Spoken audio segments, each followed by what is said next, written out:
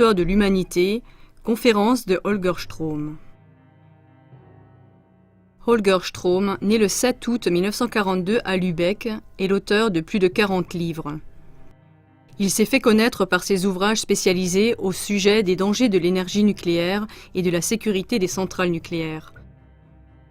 En 1971, il a écrit son premier livre sur ce sujet, un best-seller, Friedlich in die Katastrophe, paisiblement dans la catastrophe. Ses nombreux livres et conférences ont beaucoup contribué à la fondation du mouvement écologiste et antinucléaire. Holger Strohm est décrit comme l'un des principaux protecteurs de l'environnement. Il a étudié l'ingénierie de production, la gestion d'entreprise, la communication d'entreprise, la psychologie d'entreprise et les sciences de l'éducation. Il a travaillé aux États-Unis en tant qu'enseignant, étant entre autres expert pour des organismes de l'ONU et pour la Commission des Affaires étrangères du Bundestag, le Parlement fédéral allemand. Il a reçu la médaille du mérite de l'Ordre de la République fédérale d'Allemagne et la médaille internationale pour la protection de l'environnement. Sous le titre « Le plus grand massacre de l'histoire de l'humanité », l'homme de 76 ans rend compte aujourd'hui des liens et des causes des nombreux conflits et des nombreuses souffrances qui sévissent actuellement sur notre planète. Il y soulève de nombreuses questions. Les nombreuses guerres des dernières décennies, ainsi que les premières et secondes guerres mondiales, sont-elles le fruit du hasard ? Ou y a-t-il un plan soigneusement élaboré derrière cette destruction, derrière cet endettement mondial, derrière le déclin des valeurs à tous les niveaux, derrière l'immense pollution de l'environnement, etc. Y a-t-il des gens qui ont planifié et écrit depuis longtemps cette situation désastreuse ? Et qu'est-ce que les Guidestones en Géorgie aux États-Unis et le plan visant à réduire la population mondiale à moins de 500 millions de personnes ont à voir avec cela ? Voyez maintenant l'analyse de Holger Strohm.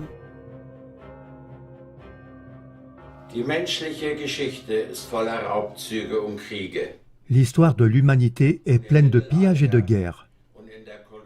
Et au Moyen Âge et à l'époque coloniale, des pays entiers ont été anéantis et pillés. Et ainsi, certaines personnes sont devenues incroyablement riches. Comme le montrent sans équivoque les citations de Churchill, deux guerres ont été imposées à des pays comme l'Allemagne pour nous piller. Et tout cela ne s'arrête pas.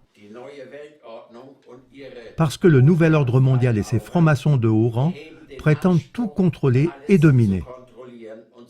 L'éducation, l'argent, le droit, la politique, l'économie, l'histoire, la psychologie, le mental, la médecine, la religion, les médias, etc. Et ils décident aussi quelles personnes peuvent prendre des postes importants pour imposer leur politique. Ces personnes ne sont ni de gauche ni de droite. Elles sont toutes à la fois. Elles divisent les gens pour les exploiter selon le système du fascisme. Elles provoquent le chaos et les conflits pour dominer sur le monde. Ainsi les francs-maçons qui sont connus comme francs-maçons aux États-Unis, et voici de nombreux documents à ce sujet. Il n'est pas nécessaire d'en discuter. Bill Clinton est du 33e degré. Newt Gingrich, Bob Dole, Jack Kemp, Storm Thurmond, Colin Powell, Jesse Helms, Barry Goldwater, Al Gore et. Ils sont nombreux. Et tous les présidents, Barry Goldwater, etc., Colin Powell, tous des francs-maçons, liste par liste. Si vous en voulez quelques-uns en Europe, même Yasser Arafat est du 33e degré. Ronald Reagan, Mikhail Gorbatchev, Helmut Kohl, Shimon Peres, François Mitterrand, Yitzhak Rabin, Willy Brandt, Gerald Ford, Karl Marx, Frederick Engels, Roosevelt, Winston Churchill, etc., etc., etc. Et voici la liste. Kissinger, Hoover, Cecil Rhodes, Aleister Crowley, un très intéressant Billy Graham. Ils sont tous dessus. Lord David Owen, Plato, Jimmy Carter. Eh bien, quelle est la longueur de cette liste? Et la reine Élisabeth est la reine du comité des 300. C'est l'une des plus haut placées dans ce cercle principal. Et quelques cas intéressants. Hillary Clinton est grande dame du 6e degré. Nous en reparlerons par la suite. Otto d'Habsbourg, les Bush ne sont pas seulement des francs-maçons, mais des Illuminati, Skull and Bones et ainsi de suite. Les membres des Illuminati, soit dit en passant, Jacob Astor, McGeorge Bundy, Andrew Carnegie, Walter Freeman, Harriman, Ted Kennedy, Rockefeller Sr., David Rockefeller, Lee Teng-hui et bien d'autres. Nous n'avons pas besoin de les nommer tous. Bien, mais ils en sont même fiers. Ici, nous voyons le président Eisenhower qui est décoré par Hoover avec le 33e degré de la Grande Croix lors d'une cérémonie à la Maison-Blanche. 33e degré. Alors ces francs-maçons de haut niveau ne règnent pas seulement en Europe, ils règnent partout. Et les voilà tous là, tous arrivés là en tant que francs-maçons du 33e degré. Les derniers, ils ne les mettent pas, mais dans quelques années, ils seront là aussi. Mais la seule chose qui est certaine, c'est que ce sont des satanistes. Et Jésus lui-même l'a déjà dit. Jésus a explicitement appelé Satan le dirigeant de ce monde. Le monde entier réside dans le pouvoir de celui qui est le méchant. La Bible appelle Satan le Dieu du système des choses. Et Jésus n'a jamais douté de ce que tous les gouvernements de ce monde sont entre les mains de Satan. C'est donc très clair.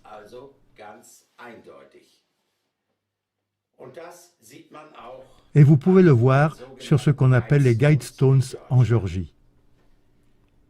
Il s'agit de 10 dalles de granit d'une hauteur de 7 mètres et d'un poids de plus de 120 tonnes. Au centre se trouve une plaque, autour de laquelle se regroupent 4 autres plaques en forme d'étoiles, qui sont alignées d'après le Soleil et la Lune et certaines étoiles. Sur celles-ci se trouvent les 10 commandements du nouvel ordre mondial en 8 langues modernes et 4 anciennes. On prétend que les choses écrites sont inoffensives. Ça en donne l'impression, du moins si on le lit avec la raison. Mais si on regarde plus loin, on ne peut être qu'horrifié. La publication des Guidestones, 1980, 322, contient le texte suivant. Maintenez l'humanité en dessous de 500 millions de personnes en harmonie constante avec la nature. Nous sommes aujourd'hui déjà 7 à 8 milliards de personnes sur Terre. Personne ne sait exactement, et les chiffres sont obsolètes. Nous sommes probablement 7,5 milliards. Cela signifie que 7 milliards de personnes, soit 94% de la population, doivent disparaître. C'est toi et moi. Mais ces messieurs qui sont aux commandes n'en font pas partie, bien sûr. Le deuxième commandement est le suivant.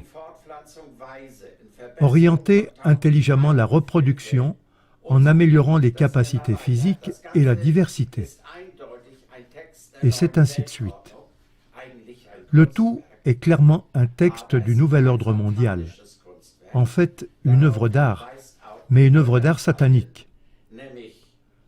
Le nombre fondateur l'indique également, à savoir le nombre 322, qui est le code de reconnaissance de Skull and Bones, une loge satanique dans laquelle se trouvaient et se trouvent entre autres des présidents américains. Et 3 fois 22 font 66, donc le nombre kabbalistique pour le diable. De plus, il y a beaucoup de messages cachés sur ce monument occulte. Dans ces 3 volumes, Elizabeth Roth, professeur, écrit quelque chose qui est intéressant. Cet extrait provient de 2 de ces volumes, à savoir dans le plan secret, le manuel des Guidestones. Là, elle dit entre autres, « Nous mettrons en place un système monétaire qui les fera prisonniers pour toujours et qui mettra leurs enfants en faute et en dette. Nous concentrerons leur attention sur l'argent et les biens matériels, afin que beaucoup ne se connectent jamais à leur moi intérieur.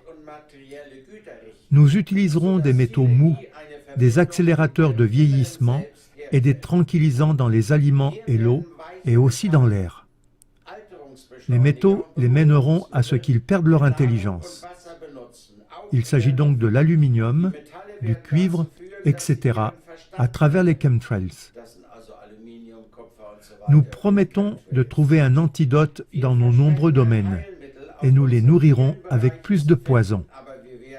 Les toxines seront absorbées par leur peau et leur bouche, détruisant leur cerveau et leur système reproducteur. Les toxines seront cachées dans tout ce qui les entoure, dans ce qu'ils boivent, mangent, respirent et portent. Avec des images amusantes et des musiques, on leur apprendra que les poisons sont bons. Lorsque les femmes accoucheront, nous injecterons des toxines dans le sang de leurs enfants et nous les convaincrons que c'est pour les aider. On commencera le plus tôt possible quand leurs cerveaux seront encore jeunes. Nous prendrons leurs enfants avec ce qu'ils aiment, le sucré. Quand leur capacité d'apprendre aura été réduite, nous créerons des médicaments qui les rendront encore plus malades et qui causeront d'autres maladies, pour lesquelles nous créerons encore plus de médicaments. Nous utiliserons notre pouvoir pour les rendre dociles et faibles. Ils grandiront en étant déprimés, lents et en surpoids. Nous les distrairons avec l'impudicité, les plaisirs et les jeux. Ils feront ce que nous leur dirons. S'ils s'opposent, nous trouverons des moyens d'utiliser dans leur vie des technologies qui changent la conscience. Nous utiliserons la peur comme notre arme. Nous construirons leur gouvernement en établissant des animosités en leur sein. Nous aurons les deux côtés. Ils feront le travail pour nous et nous prospérerons grâce à leurs dettes et leur dur labeur. Si ça nous plaît, nous les ferons s'entretuer. Nous contrôlerons tous leurs aspects de leur vie et leur dirons quoi et comment penser. Ils seront occupés à s'entretuer jusqu'à ce que notre but ultime soit atteint. Nous continuerons à les faire vivre dans la peur et la colère par rapport à l'image et le son, et ainsi de suite. Comment cette réduction de la population se fera-t-elle? Ramener le nombre de personnes à 500 millions.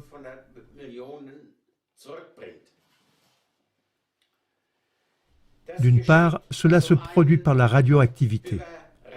Nous savons donc qu'aujourd'hui, dans le monde industrialisé, une personne sur deux tombe malade d'un cancer. Et la plus grande de ces substances cancérigènes est la radioactivité. Dans ces deux DVD, Paisiblement dans la catastrophe, les meilleurs experts disent combien la radioactivité est dangereuse.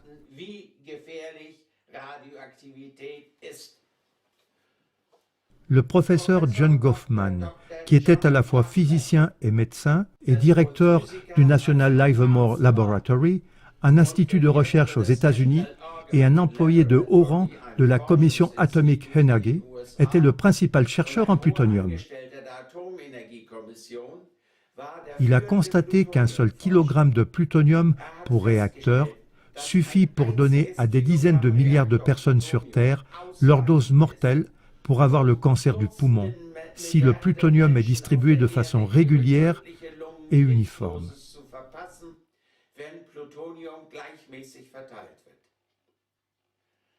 Le plutonium est réparti uniformément. Il se diffuse lui-même car il s'oxyde lorsqu'il entre en contact avec l'air ou l'eau et il flotte comme une petite particule et il est inhalé ou pénètre dans le corps par les aliments. Et nous avons produit des centaines de tonnes de ce truc. Mais cela ne semblait pas suffisant, parce qu'apparemment, il faut beaucoup de temps avant que le cancer se déclare. Frieder Wagner a réalisé le film primé « Poussière de mort », Deadly Dust. Et il rapporte que les déchets nucléaires produits dans les usines de retraitement et d'enrichissement sont transformés en munitions mortelles, c'est-à-dire pour des bombes des mitrailleuses, des munitions de char ou des bombes géantes capables de fissurer les bunkers souterrains. Für Maschinengewehrmunition, für Panzermunition oder für riesige Bomben, mit denen unterirdische Bunker geknackt werden sollen. Et ces matières sont principalement constituées d'uranium-238, qui n'est pas fissile et n'a donc aucune valeur pour l'industrie nucléaire civile ou militaire. Mais il est très lourd et en raison de ce poids énorme, il est très bien adapté pour être un projectile. Et lorsqu'il pénètre dans un char d'assaut ou dans un bunker, il génère par frottement une chaleur de 5000 degrés et il brûle de façon explosive et produit des nanoparticules radioactives extrêmement petites.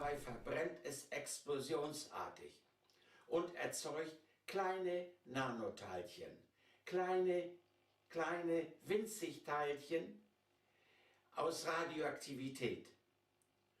Et l'uranium-238 a une demi-vie de radioactivité de 4,6 milliards d'années. Cette chose ne disparaît jamais. Et le vent et la pluie le transportent et il a été utilisé dans toutes les guerres démocratiques de l'OTAN. Et sa présence est maintenant détectable dans le monde entier.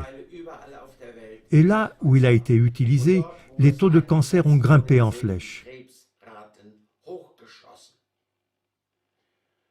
Mais même dans le reste du monde, il causera de plus en plus de cancers. Il s'agit donc d'un massacre comme il n'en a jamais existé auparavant.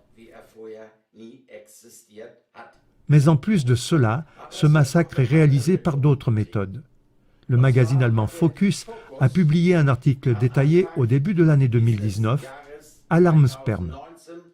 Et là, il a été relaté une diminution considérable du nombre de spermatozoïdes des hommes blancs en Europe, en Amérique du Nord, en Australie et en Nouvelle-Zélande. En fait, seule une minorité est capable de concevoir des enfants de façon normale, et si ça continue, il est écrit « Si le développement continue ainsi, dans les 30 ans tout au plus, pour la plupart des couples, une procréation naturelle ne sera plus possible. » Mais les hommes d'Amérique du Sud, d'Afrique et d'Asie fournissent suffisamment de sperme. C'est exactement ce que prévoit le nouvel ordre mondial.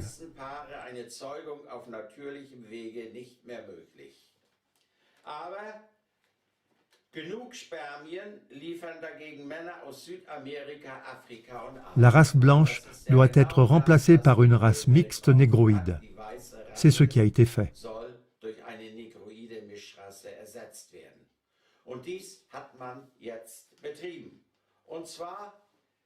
Et comment en est-on arrivé à ce que les spermatozoïdes sont tous détruits et que les hommes deviennent lentement des femmes? Les produits chimiques perturbateurs du système endocrinien font l'objet de forts soupçons. Ce sont des substances chimiques qui agissent comme des hormones. Par exemple, des plastifiants pour matières plastiques ou des bloqueurs d'UV dans les crèmes solaires. Ces plastifiants dans les plastiques agissent dans le corps humain comme l'hormone féminine oestrogène. Et nous savons que tous les aliments sont emballés dans ces films plastiques et qu'à partir de cet emballage, de ce film de plastique ou des bouteilles en plastique, ces substances entrent dans la composition des aliments, des médicaments, des cosmétiques, des jouets, des textiles, etc. Nous les absorbons avec la nourriture, l'eau et l'air. Et le corps des hommes devient de plus en plus efféminé et leur fertilité disparaît, selon Focus, qui souligne que c'est un danger énorme, car la reproduction n'est plus possible.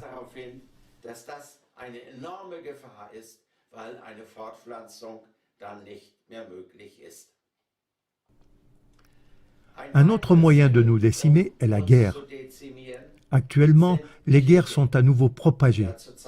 Les guerres de Corée, d'Indochine, d'Afghanistan, d'Irak, de Libye, de Syrie, etc.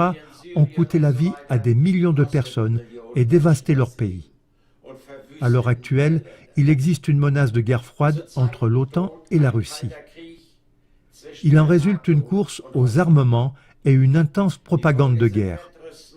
Les médias et les journalistes sonnent l'appel à la guerre.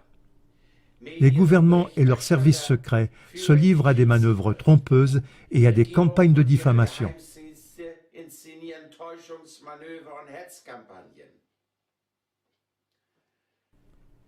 Un bon exemple en est l'ONG Integrity Initiative, qui a produit 2500 articles d'information pour préparer la population à la Troisième Guerre mondiale. Cette action a été financée par le gouvernement britannique, le département d'État américain et l'OTAN.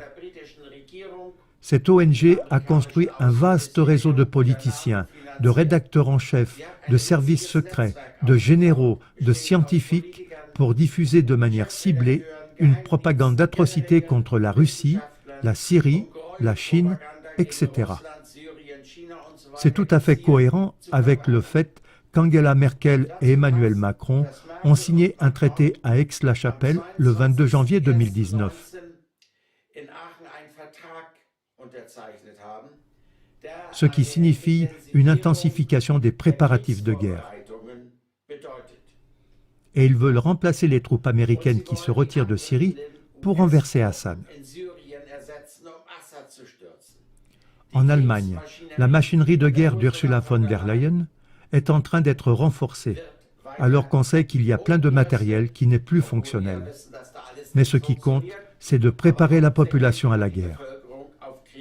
En 2000, il y avait 8 pays dont la banque centrale n'était pas contrôlée par les Rothschild.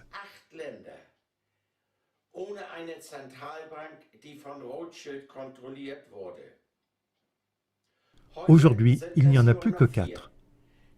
Ces 8 pays étaient l'Afghanistan, l'Iran, le Soudan, le Liban, Cuba, la Corée du Nord, l'Irak, la Syrie. Nous savons qu'il y a eu la guerre dans 4 de ces pays. Et depuis, Rothschild contrôle leur banque centrale. Il manque encore Cuba, la Corée du Nord, l'Iran, la Syrie. Mais ils y travaillent aussi. Déjà en 1871, les 3 guerres mondiales ont été prédites dans tous leurs détails, à savoir par Albert Pike, un franc-maçon de haut grade. Il est en quelque sorte le dieu parmi les francs-maçons, qui a fondé le rite écossais, c'est-à-dire les hauts grades de 30 à 33.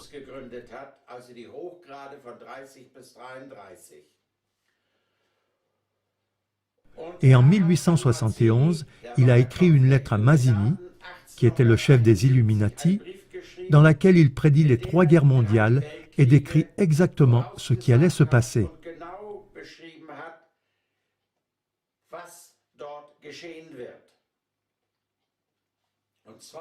Il a déclaré que la Première Guerre mondiale servirait à construire le communisme, à éliminer les maisons royales et à affaiblir l'Allemagne. La Seconde Guerre mondiale a été menée pour détruire l'Allemagne, pour punir les Russes, pour tuer les Juifs, afin de pouvoir obtenir Israël. Et la Troisième Guerre mondiale, selon ce qu'il a prédit, se déroulerait entre Israël et ses voisins islamistes et s'étendrait de là au monde entier, provoquant des horreurs si horribles et si terribles que l'humanité, choquée par ces terribles événements, se soumettrait alors à la dictature du nouvel ordre mondial.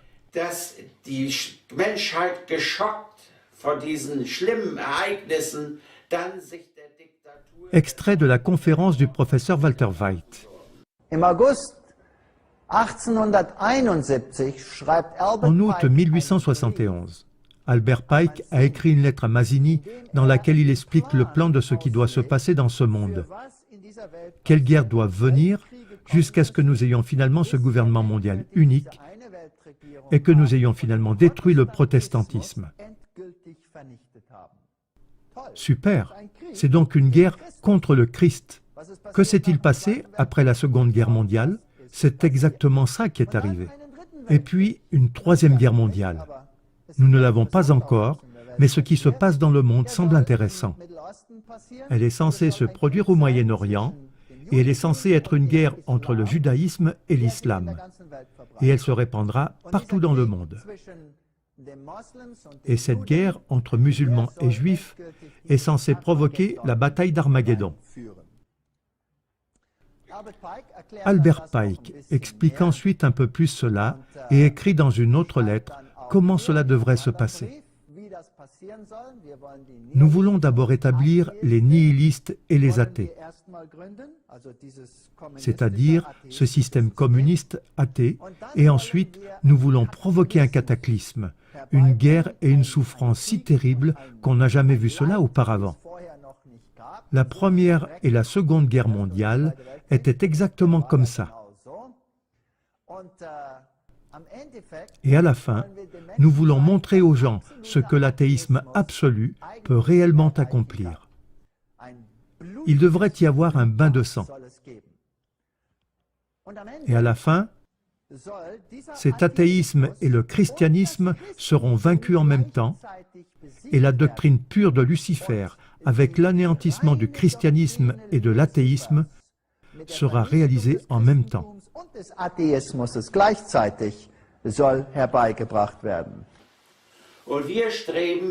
Et nous nous approchons de la Troisième Guerre mondiale et du plus grand massacre de l'histoire de l'humanité avec une grande détermination. Michael Luders a écrit ce livre « Armageddon en Orient ». Michael Luders est un spécialiste du Moyen-Orient, un expert qui a une bonne idée de la situation parce qu'il a écrit pendant longtemps pour Die Zeit et d'autres magazines. Et dans ce livre, il décrit comment la Troisième Guerre mondiale s'approche constamment de nous. Et il dit « Tout cela est marqué par une hypocrisie incroyable. L'Iran est dépeint comme un méchant. Pourtant, l'Iran n'a jamais été aussi démocratique et humain qu'aujourd'hui. Dans le passé, lorsque les ayatollahs étaient au pouvoir, Israël et l'Amérique leur ont livré, ainsi qu'au Shah, des centrales nucléaires et la technologie de la bombe atomique. Les missiles ont été fabriqués en Iran pour l'Iran. Israël a construit des usines et des installations entières pour les tests de missiles et a fourni les connaissances nécessaires à la mise au point de la technologie des missiles et à la fabrication de la bombe atomique. Et ces missiles ont même pu être équipés d'ogives nucléaires. Le programme nucléaire a été formellement imposé aux Iraniens. Et au début, les missiles iraniens ont été livrés directement depuis Israël. Et même sous Khomeini, le prétendu ennemi juré, l'Iran, en toute concertation, a encore été mieux armé et a bénéficié de nombreux contrats de vente d'armes.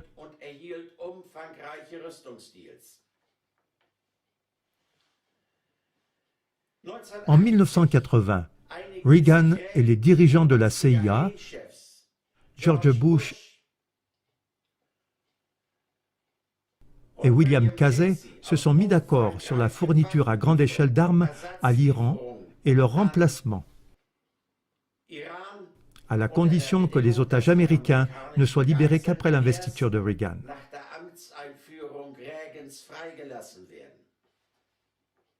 Pendant la guerre entre l'Irak et l'Iran, Washington a fourni des armes aux deux parties, au profit de l'industrie américaine de l'armement. Et bien que les États-Unis aient imposé en 1984 un embargo officiel contre l'Iran sur les armes, le régime de Khomeini a reçu d'Israël et des États-Unis plus de 80% de ces armes. Yitzhak Rabin a même déclaré l'Iran meilleur ami d'Israël en 1987. Les États-Unis ont également vendu leurs armes à Oussama Ben Laden, dont les talibans, Al-Qaïda et l'OI sont issus. Ces organisations terroristes n'existeraient pas sans le soutien américain. D'abord, on a créé des problèmes et ensuite, en prétendant chercher à les résoudre, de nouveaux problèmes ont été créés et de nouvelles crises ont éclaté. C'est un cercle vicieux qui exige le démantèlement des droits démocratiques et le contrôle strict de sa propre population.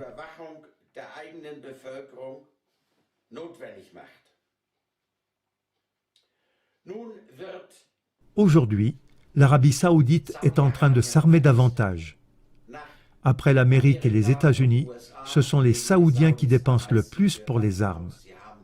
Ils ont conclu d'énormes accords avec les Américains pour un total de plus de 800 milliards de dollars. Un des États du Golfe a construit sa première centrale nucléaire. L'Arabie saoudite en prévoit une douzaine d'autres. Et elle prévoit d'investir dans la technologie de la fabrication de bombes nucléaires. Et le prince saoudien a été clair. Ces bombes sont destinées à l'Iran. Et cela signifie, selon Michael Luders, que nous allons, presque comme des somnambules, vers une troisième guerre mondiale qui sera particulièrement horrible et qui détruira la majeure partie de l'humanité. Mais on voit que ces guerres sont planifiées, préparées et menées de façon assez systématique. C'est une folie.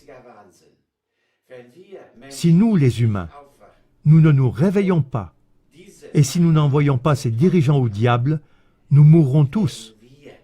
Cela devrait être clair pour nous. Il est vraiment temps de se réveiller et de se défendre. Aufzuwachen und sich zu wehren.